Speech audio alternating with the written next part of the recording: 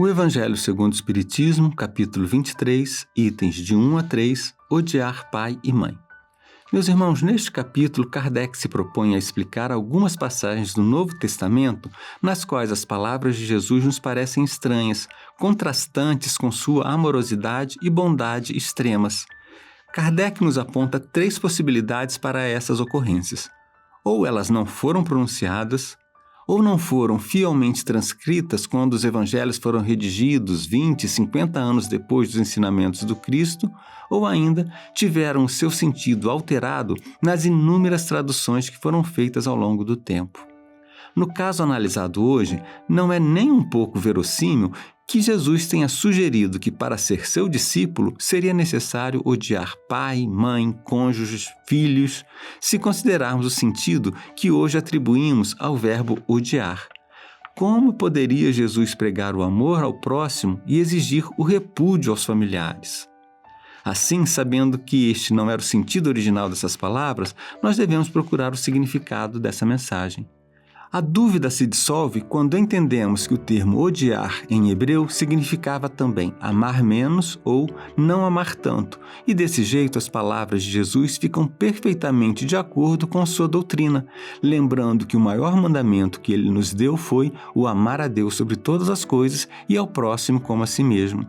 Amar a Deus, então, é, em última análise, a nossa maior obrigação espiritual, e já sabemos que esse amor não é demonstrado pela contemplação inativa, por uma adoração somente externada em preces e louvores.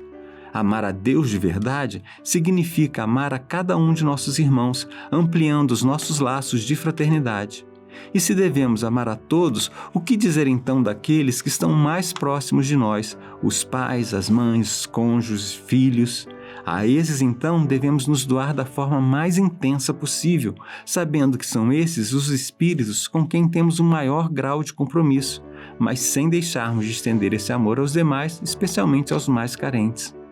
O amor, a devoção que devemos ter à família não deve ser um obstáculo à prática da caridade, à divisão dos nossos talentos com aqueles a quem possamos auxiliar, pois precisamos também cumprir nossas obrigações junto à nossa família espiritual, que tende a ampliar-se cada vez que reencarnamos.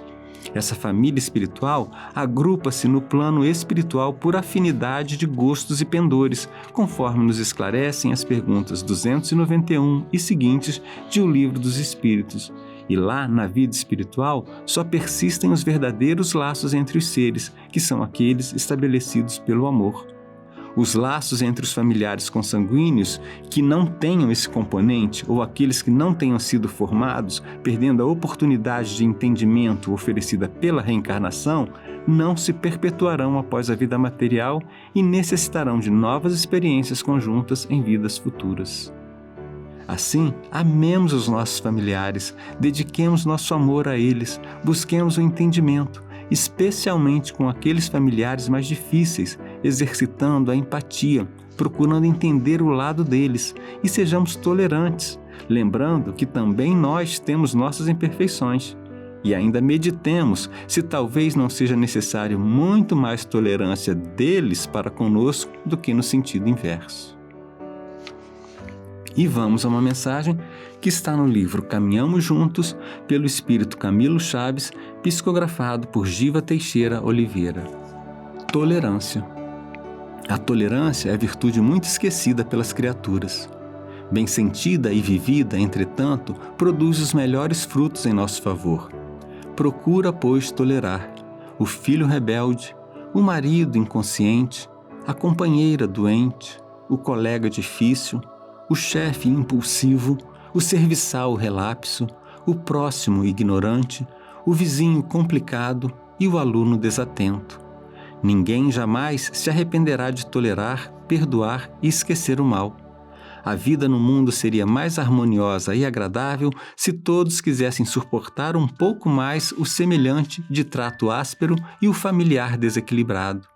Experimenta esta virtude e verás, para logo, os resultados no bem que buscas em teu proveito e em favor de todos. Tolera hoje para que o futuro sorria em bênçãos de paz e alegria dentro de ti. E elevemos agora nossos pensamentos numa prece. Meu Deus, quero vos agradecer hoje pela família e por todo o círculo de relações em que me inseristes.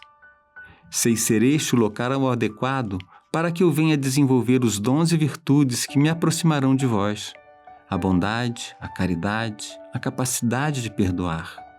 Mas, em especial, peço vosso auxílio para que consiga desenvolver em mim a tolerância como ferramenta indispensável para a convivência junto aos meus irmãos de caminhada. Assim como eu, eles trazem ainda suas imperfeições e obscuridades que, se não forem relevadas mutuamente, poderão gerar conflitos que atrasarão ou nos farão perder a oportunidade de reconciliação. Assim, que eu passe a olhar para todos procurando ver apenas o que houver de melhor em cada um, e percebendo em mim minhas próprias sombras, que eu seja indulgente com as deles e, sobretudo, tolerante. E que assim seja.